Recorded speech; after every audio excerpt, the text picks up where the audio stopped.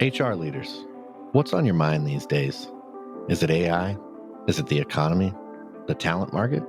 Remote work? Retention? DEI? Pay transparency? New laws?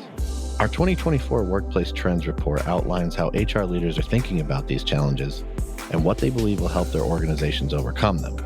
Want to find out what they said? Head on over to peoplemanagingpeople.com/Workplace Trends 2024 and download the report to find out.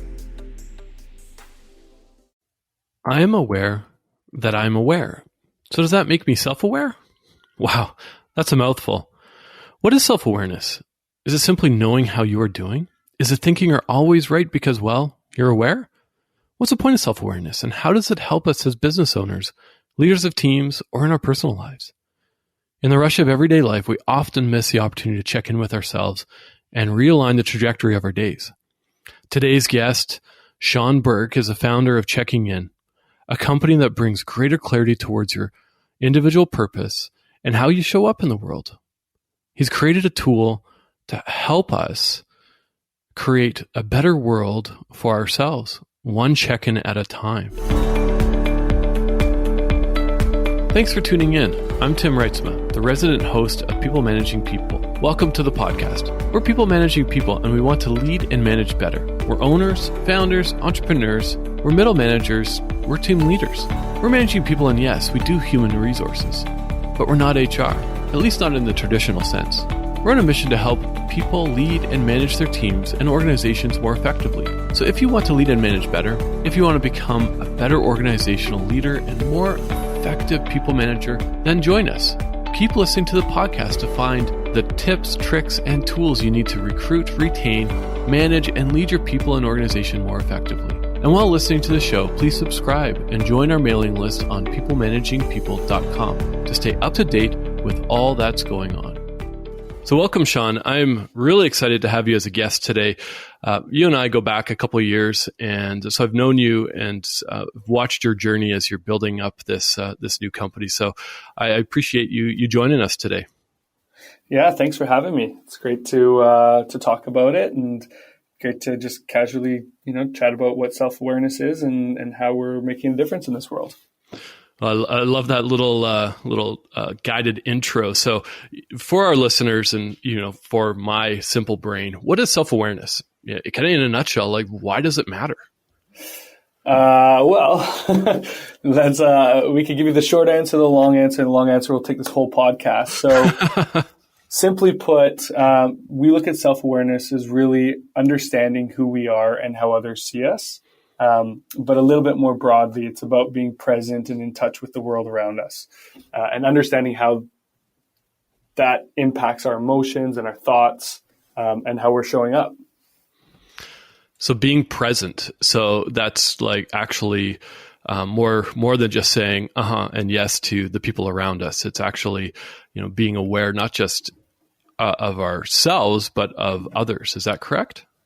Yeah, absolutely. I mean, I think we all want to, have deeper connections with others. And one of the best ways that we can do that is understanding how our actions are impacting others. And conversely, how other people's actions are impacting our feelings, because we ultimately, at the end of the day, can choose to regulate how we interpret those other actions. Mm-hmm. So yeah, definitely, I would say, being present is more than just about oneself, but expanding to that in which is immediately kind of around that individual. So in my intro, I kind of talked a little bit about, I think I'm self-aware. So does that make me aware? And what are your thoughts on that? Well, I got to admit, at first I was listening to it kind of like, where are we going with this one? But the reality is that I think when it comes down to some of the foundations upon which checking in is created, the first and most important principle is about simplicity.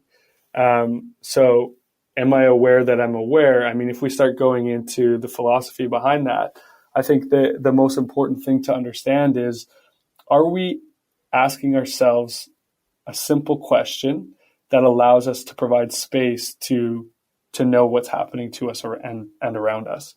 So, without going into kind of the depth of it, I think, are we aware whether or not we're aware. Really, to me, I would just rephrase that question and ask myself, how am I feeling?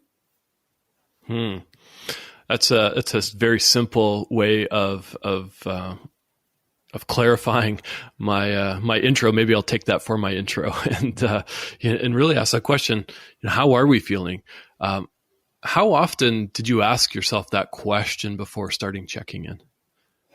The honest answer is never. I think it's interesting because it was actually going through, going through the same program with you, Tim, and really being able to understand how feelings, are impacted by the different thoughts, and activities that are happening to us, but really then taking those feelings and internalizing them and either, understanding how we're impacting other people or how we're expressing those feelings. That ultimately is where, the lessons are being learned. So prior to kind of that experience of just understanding the power of asking that simple question, I was always sort of brought up in a world where, emotions were important, feelings were important, but not really understanding, how to label those emotions or how to understand how that emotion is physically making me react. So it wasn't really until going through, this brew course that I really kind of realized the power of our emotions. Yeah, for our listeners, the program that Sean's talking about, him and I went through a leadership program. It's way deeper than a leadership program, and we started off every day just really asking the question, how are we feeling on a scale of 1 to 10, and a word to describe how we're feeling. And if you download checking in, you'll notice that those are the first two questions. Rate yourself out of 10. How am I feeling? And a word to describe it. And so if we do this, and as a business owner, or if you're leading a team, why is it so important to really just check in with ourselves? Like on a scale of 1 to 10, why is it so important? Yeah, I think most people will say that we're either too busy, it costs too much, or it's too complex to really develop emotional intelligence or practice self-awareness. So for us, when we thought, okay, well, how can we bring this element, this simple practice of checking in with oneself, how can we do it in a way that addresses those three barriers? And so once we started getting into the depth of it and really going through and doing different customer feedback and surveys and really getting that understanding of what people wanted, the short answer is they wanted something super simple, super quick, and easy to understand. So that's really where it came out, just saying, what's your number? What's your word? A number to describe the energy level that you talked about, and a word to describe how you're currently feeling.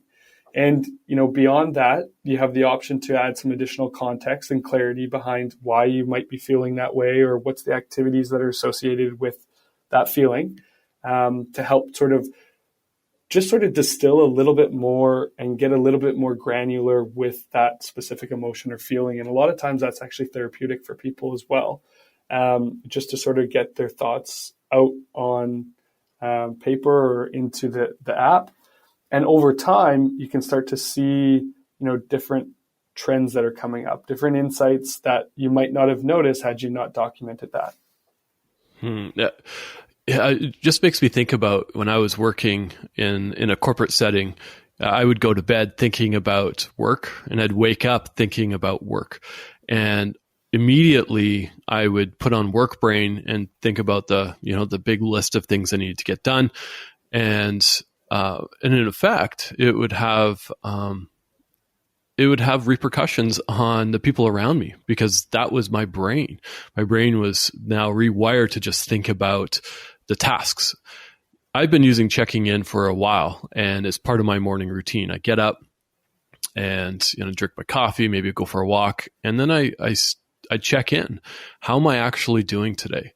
And then come up with a word of how I'm doing. And being honest, because, how often do we walk down the street and we ask people around us, how's it going? And what's the common answer? Good. But with checking in, it really kind of dives into the personal feeling of how am I actually doing today? And in my opinion, and maybe you can speak to this, it then helps me reframe how I'm going to show up during the day. So if I wake up and I'm miserable and I'm feeling a 3 out of 10 and my word for the day is miserable, I know now that with my wife and kids or the people I'm working with, I need to be conscious of that. Yeah, the first and most important thing I think that you hit the nail on the head there with was creating a safe space where you feel like you can be vulnerable with yourself. And that's what we've tried to build with checking in, so that when you are checking in with yourself, first of all, this is a non-judgment space, and you are in control of your check-ins. So we don't have access to see or view that confidential information. And what it does is it allows you to go into the depth of your true self. So if you are feeling that 3 miserable, well, you know what? That's great. You've acknowledged that. That is real life. And that may be at that moment in time that you're feeling that way. But that doesn't mean that that is who you are. And that doesn't mean that that's necessarily where you have to stay. So for us, what we try to build is, a reflection component within the app as well that helps people choose whether or not they want to shift from that feeling or emotion, or maybe they just want to sit with it. But really, it gets them to start reflecting and thinking about, what that current feeling is, what's the source of that, but also then, do we want to shift from it? If not, okay, how can we sit with it and learn from it? So, it's great to hear that that's the experience that you're using, the app with. And we have, thousands of other people as well who are using it in their own ways to help them create and live a better world for themselves. And it doesn't have to be solely about work self or home self. We don't believe that that really exists. We see, yourself as your true whole self. And whether that means it's something to do with work or something at home, at the end of the day, it's all one. And so we want to be that safe space for you to really check in with yourself and own those emotions. I love that. Yeah, it's really about tuning into self, regardless of the app or regardless of, the technology behind it. It's really just checking in with ourselves, which I don't know, at least from my personal point of view and in my circle of people that I'm with, is something we don't do very well. And then we carry that with us throughout the day or throughout the week or whatever it is. So if we're waking up consistently at 3 and miserable, guess what? It's going to have an effect on the people around us. What? And you know what? If that is the case, then what's the underlying behavior that's driving that? What is something that we can learn from that if we want to shift from it, that then we can, make a meaningful difference. And that's ultimately, I think, why we've created what we've created, is to help empower those people to live healthier, happier lives. And I'm curious about, so, you're the founder of Checking In. You've founded, a few other companies in your journey. And so, now you're moving into this app space. And what have you learned about yourself through this process? So you said you'd mentioned kind of before checking in, you really hadn't checked in, or before the program that we took. So, what have you learned about yourself in this journey? Yeah, I think the last business that I was a co-founder of, and obviously the introduction into my now coach, Judy Brooks, one of the things that what I realized through that experience and founding that company was I was not self-aware. And simply put, I didn't understand the impact that had on myself, but also to my co-founder and the rest of my employees. And so through this process, through this transformation of starting to understand how my feelings were impacting others, that was ultimately this realization that, and I can still remember this specific quote that my coach said to me, and it was, "What's got you here isn't going to get you there." And so it was this realization that everything I was trying to do I believed I was doing it for the good of the organization. And I believed that, I was giving it everything that I had. But the reality is that it might not have been serving me. And so through this process of really trying to drive for results, drive for accountability, build together strategy and teamwork and culture, but failing to realize how the overall emotional state and well-being of the people were, that was to the detriment of what the benefit of the company could have been and the success that we could have seen grow at a faster rate. So I think through that, it obviously took a toll on my personal relationship with my co-founder, and ultimately led to the decision that one of us had to go our separate ways. And so through that experience, that's ultimately what then led me to kind of reflect on that period of time, and being that person who left FrontFunder, it sort of made me realize that, hey, there's a lot of lessons and learnings that I can take from this experience. And the biggest and most transformational was the process of a check-in and tuning into those energy and emotions. And so after, if I'd say probably a couple months, I started testing this idea of, hey, this thing had such a big, profound impact on my life. I wonder if it could do the same with others. And so started a little bit of beta testing with some friends and families and got them to do a similar check-in process.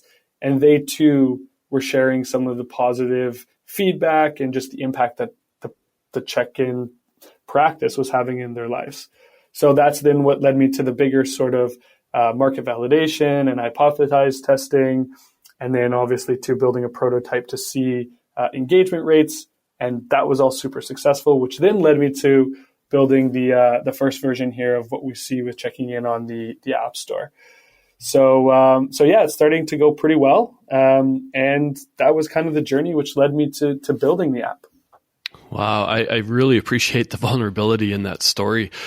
And I think it speaks volumes to the growth in you and the growth in your path, as well as I'm sure it's having a profound impact on how you're now building this new company and leading this new team.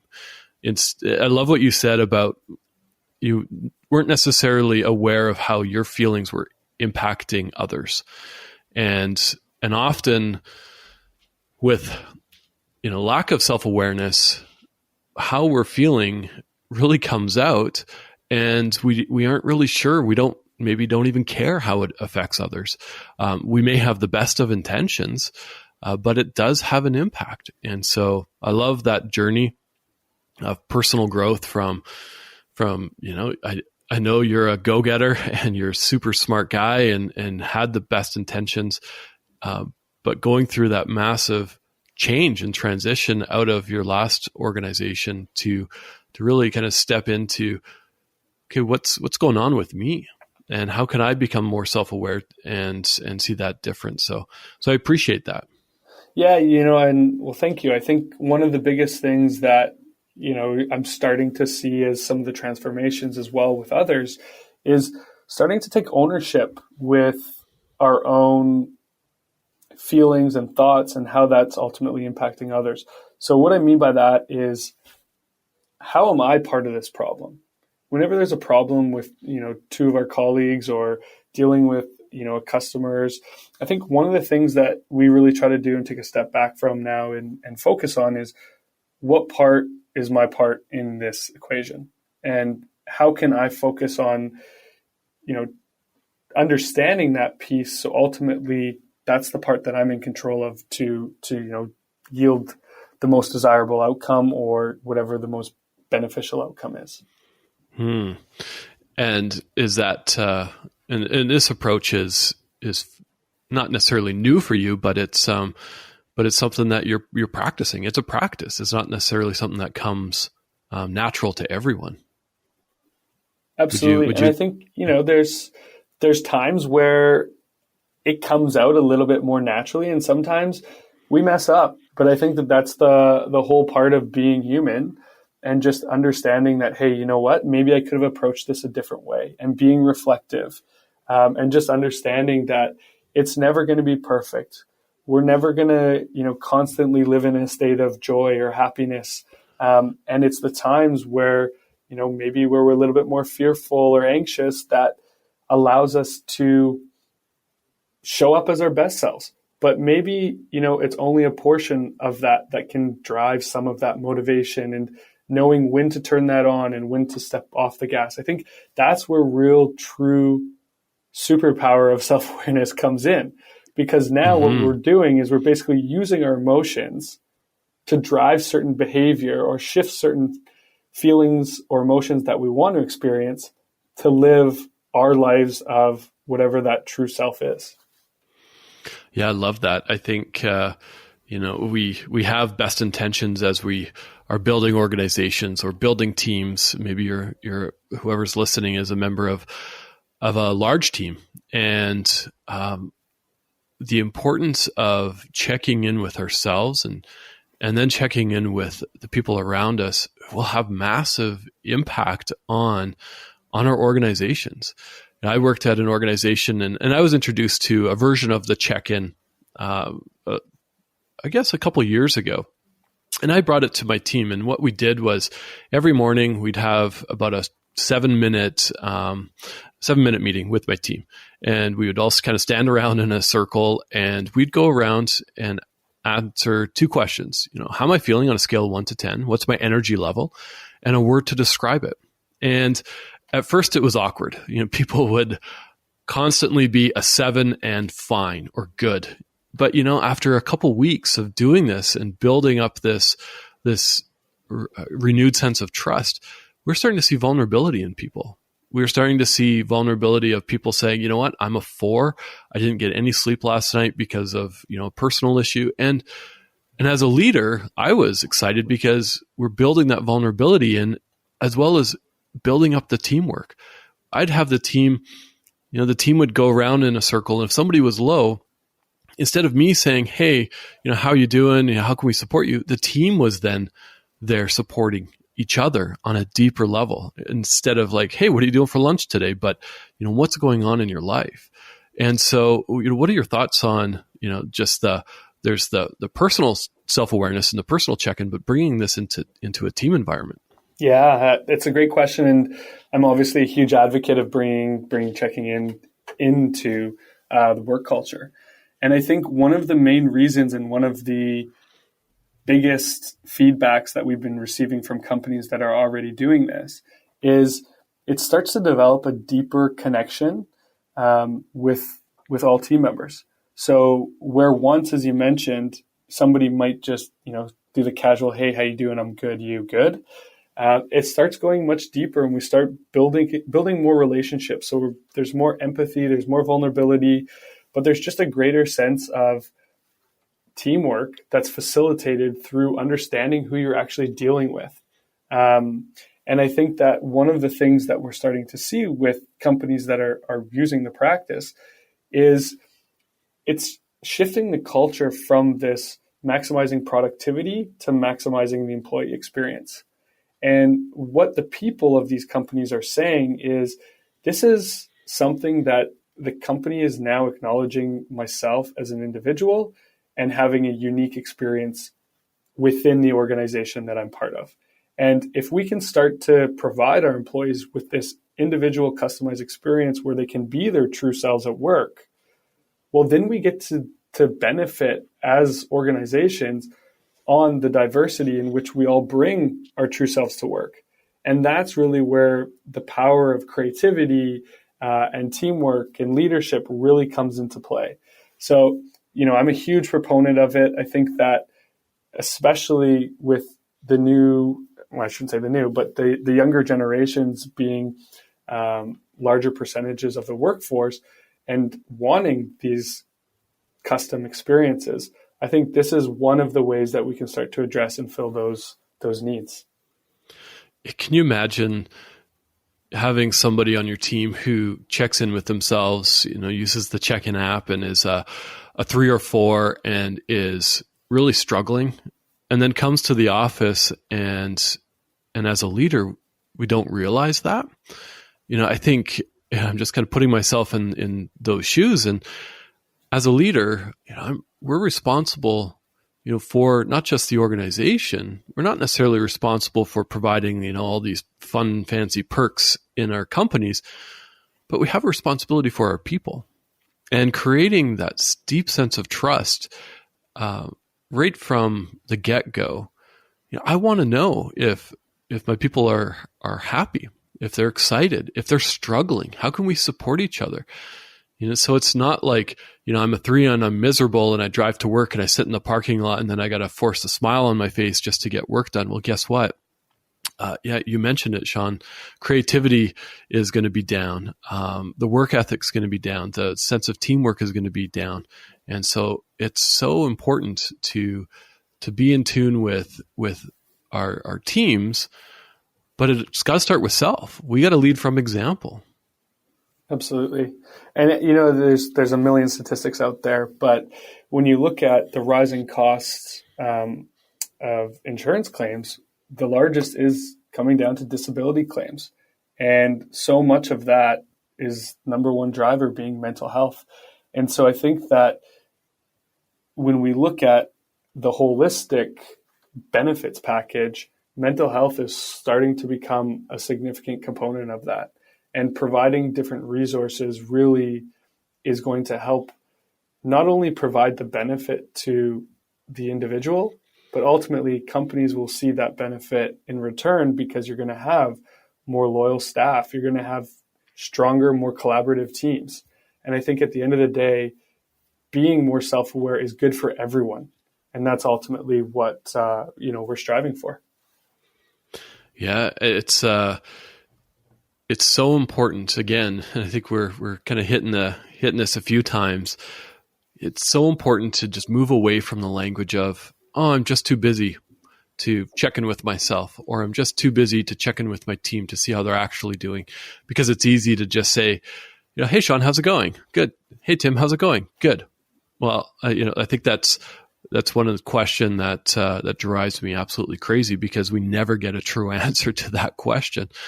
But it does drive into, the productivity and the health, not just the physical health, but the mental health of the people around us, our teams, but also ourselves.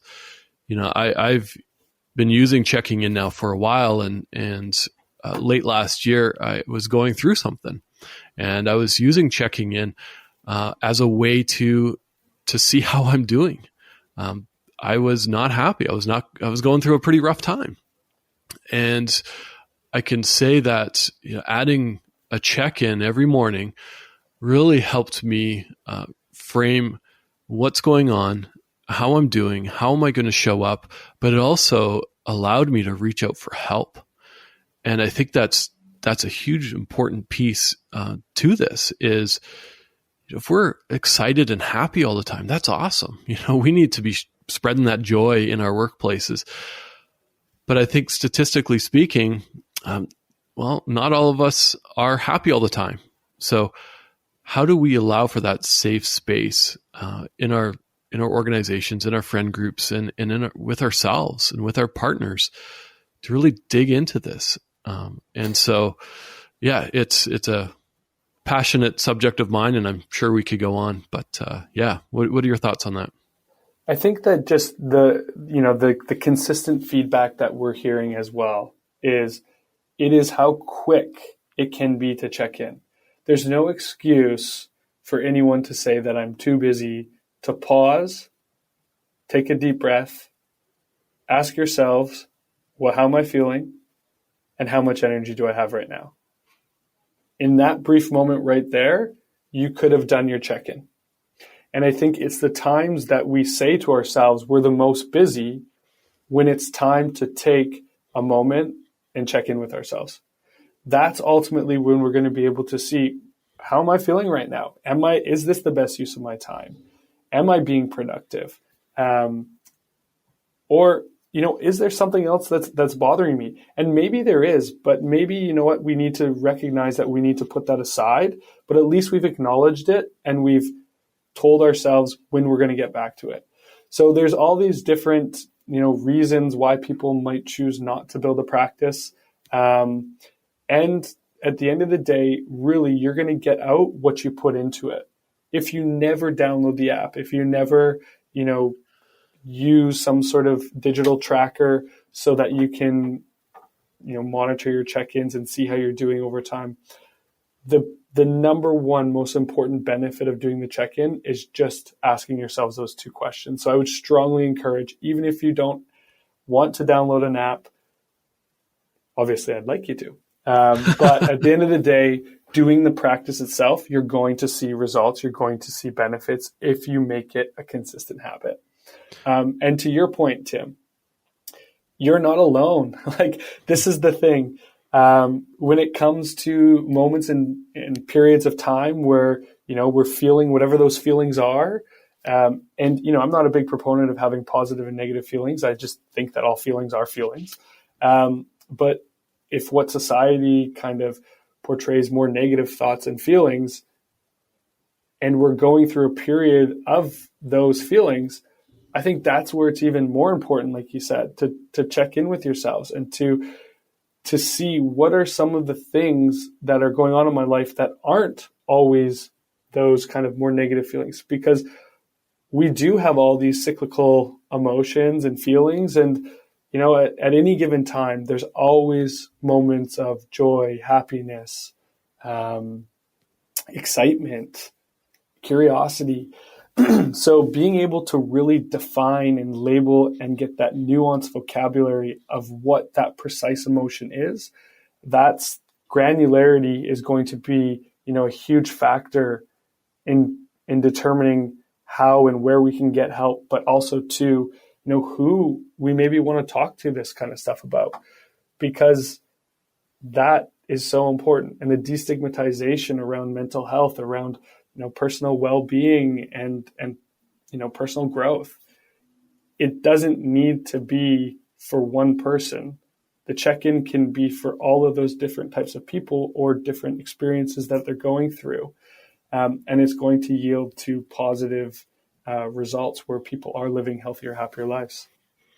I love it, Sean. I know we could probably, talk for a couple hours on this subject. And, as we wrap up, I'd just like to remind our listeners of those two questions again. But, I would love us to do a check-in with each other. Let's do it, right here on the podcast. So, I'll let you start. Ask me the two questions, and then I'm going to ask you, and then we'll wrap up.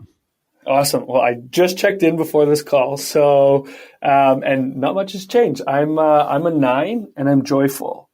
And if I can add a little bit of context as to why, I had a great dance party this morning, listening to some country music with my 2-year-old daughter at home. I love it. Yeah. It's, I was doing some line dancing with my kids before they went off to school this morning myself. And so, my check-in, my energy, how I'm feeling is an 8.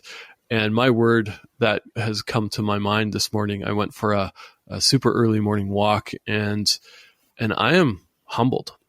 Just lots of cool things going on in life. And so just purely humbled by that. And see, wow, just that simple 2 things it takes. I was watching the timer on the podcast, less than 30 seconds. And it made you laugh and put a smile on my face. So it's just that easy. So with that, Sean, thank you so much for joining me.